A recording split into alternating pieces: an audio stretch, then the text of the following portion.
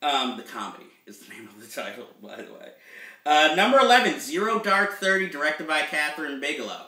This film doesn't take any sides. It's seamless. It just goes straight forward, shows you what it's about. It doesn't sympathize or say anybody was right. And it plays off surprisingly more like a mystery than anything else. You know the ending, but that shows you how much you get involved in the tale that you're still like, oh, how are they going to get him? Where are they going to get him? Where are they going to do this? How are they going to do this? And it has surprising violence, not graphic like, oh, God, that's disgusting.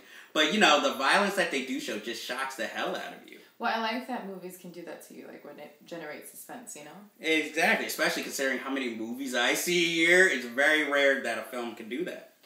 Now we're getting into the top 10, people. We're getting to the juicy part. We're getting to the meat of the sandwich. Number 10, Safety Not Guaranteed. This movie stars Aubrey Plaza, Jake Johansson, and if you're a comedy nerd, you'll know who they are. If not... relation to Scarlett Johansson? No. Okay. I mean Jake Johnson, not Johansson, sorry. I just like the Johansson sound. But no, Jake Johnson. This film is about a guy who... let me start over. It's really about these reporters who are checking out a story for a magazine about a guy who claims that he has built a time machine and is looking for someone to go back in time with him. And he's looking at all these potential candidates. And slowly along the way, the female intern becomes the candidate. And the more she kind of investigates him, she kind of falls for him and then kind of sees that maybe he's not as crazy as it seems. And I don't want to tell you what goes on from there, but it's rare that a film feels magical, especially when it's based in reality. And this film manages to do that. And it totally took me by surprise. Sounds interesting. Number 9, Sound of My Voice, which was written by the star Britt Marling about a couple that try to infiltrate a cult and to see, you know, and they try to denounce it and show that it's full of bunk.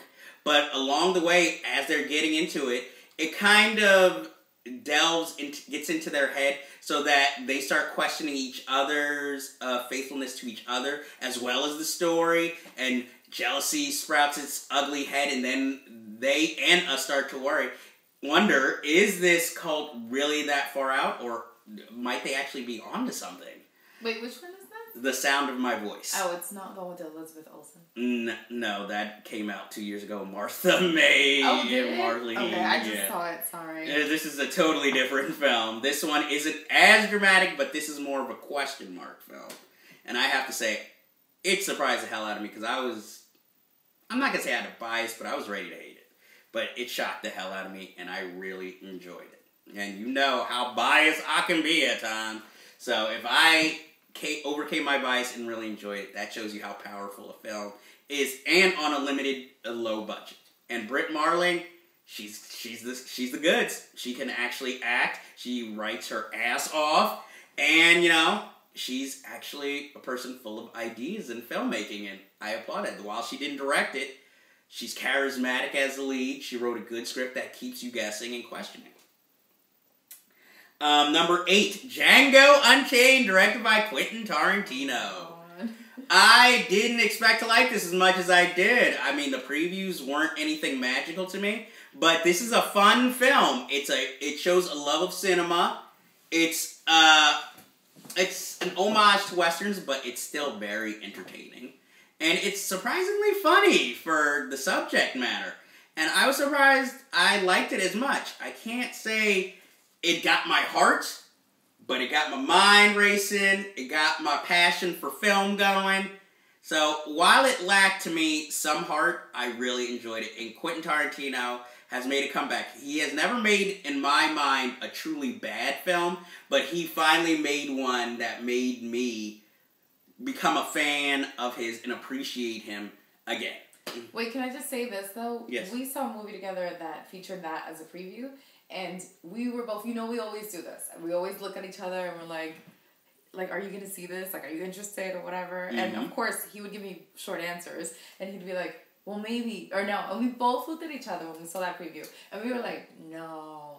As I said before, when I first saw the preview, it did not look enterprising at all. But as it got closer, I realized one thing. I always go to see Quentin Tarantino movies in theaters.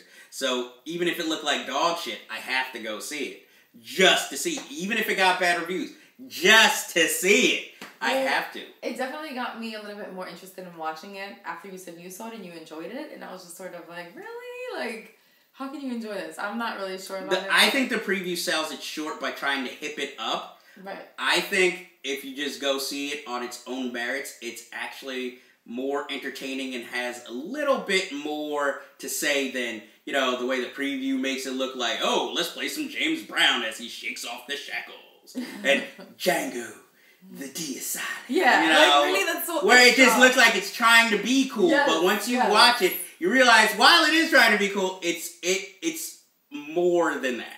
And I think that is why it is worth seeing.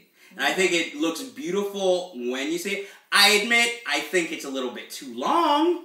It could be shortened here or there. How long is the movie? It's 2 hours and 45 minutes. Wow. So it could be shortened, but as it is, it's good. And I read the original script, so the movie could have been longer. And would it have been a more complete work? Yes. But I think with the way it is, he was going with the story he originally intended to tell. I think if he would have made it the way the rumored longer cut, it would have been an epic, but a lot of things would have been lost. Here, even at 2 hours and 45 minutes, he's being straightforward, or as straightforward as he can be. Number 7, The Silver Linings Playbook, starring Bradley Cooper and Jennifer Lawrence. It's a good film. Robert De Niro is the best he's been in years. Jennifer Lawrence is really the powerhouse in this film. Bradley Cooper surprised me. He gave a really good performance. I don't think it's Oscar-worthy necessarily, but it gave me new respect for him as an actor. But I think Jennifer Lawrence in this film is the bee's knees, and she just is so charismatic, so good. In a role that, for all intents and purposes, she is probably too young to play, but she plays it like she's lived it. And I think it is one of the best female performances I have seen this year. Wow, that's powerful. Yep, I am voting for her. If I could vote in the Academy Award for Best Actress, definitely.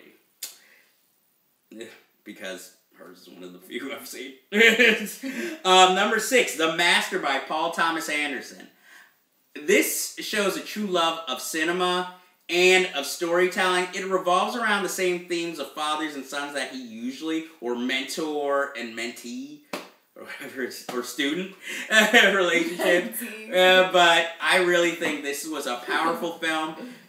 I couldn't follow it 100% some of the times, but it felt very powerful. And I'm going to go out on a limb and say that Joaquin Phoenix gives the best performance, not only of his career, but of the year. It is just so uncanny, so unhinged. Something you couldn't repeat that only someone could come up with an original way of thinking and playing the role that I think if you would have given another actor the same role, he would not have played it the same way. And it just feels so raw and just so different. And I'm not the biggest Joaquin Phoenix fan, and I was just amazed, and I just thought, this is amazing. I am watching brilliance at work. Not only in filmmaking, but in acting. Wow. So if that's my number 6, you can imagine what the rest of the list is like. Number 5, Compliance, a thriller based on a true story directed by Craig Zobel.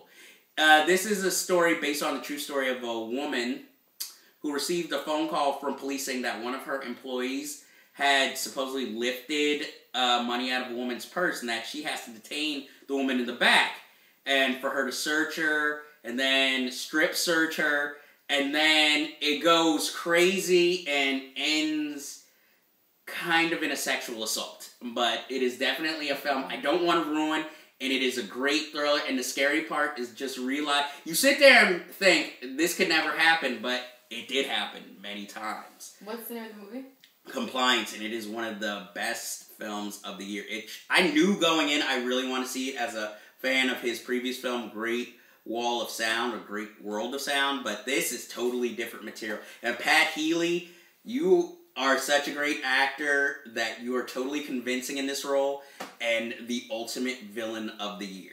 And I have to say, I was shocked. I'm not at, you playing this performance, but how good you were at playing this. I really wanted to hate you, you know, but that made me respect you more as an actor all the more, because I've seen you in previous work, and here you have hit a new plateau, sir. Number 4, Beast of the Southern Wild, by Ben Zeitlin. This is just like a Southern fable about a little girl in the South. I don't want to ruin what happens, but it's just, like I said about Safety Not Guaranteed, this film is just magical. It's like a fairy tale, but more like a fable. I guess you call it broke down because it revolves more around the poor people of the South. But it is just so, so beautiful and amazing, with a 6-year-old in the lead who gives an amazing performance. And I definitely urge you, if you haven't seen it, go out and see this film. It's too late probably to see it in a movie theater, but if you can, watch it on DVD. It is totally worth it. It will totally shock you. Not in a, whoa, thriller way, but just how good it is. Oh, we're down to our last 3. Number 3. This is the only film I went in with no expectations. I knew nothing about this film going into it. And it kicked my ass. It was so good. The Raid Redemption, directed by Gareth Edwards. This is an action film that comes from overseas. I believe Thailand, but I could be wrong. But definitely, this film is just action, balls to the wall from beginning to end, non-stop. And, I went to go see an early screening of it, didn't know anything. I watched it. I was getting emotional, not like crying or anything, but I was like, oh, ooh, ugh. I would have loved to see you. Yeah, I was like, woo, even that one. So, not out loud, like that the whole theater could hear me, but I was just like, wow, I'm not the biggest action fan, but this is the type of action film that really, made me come alive and really, this is what the genre is supposed to be like when I go to see an action film. And I really enjoyed it. So much so that it's the first time an action film has even made my top 5. Number 2. This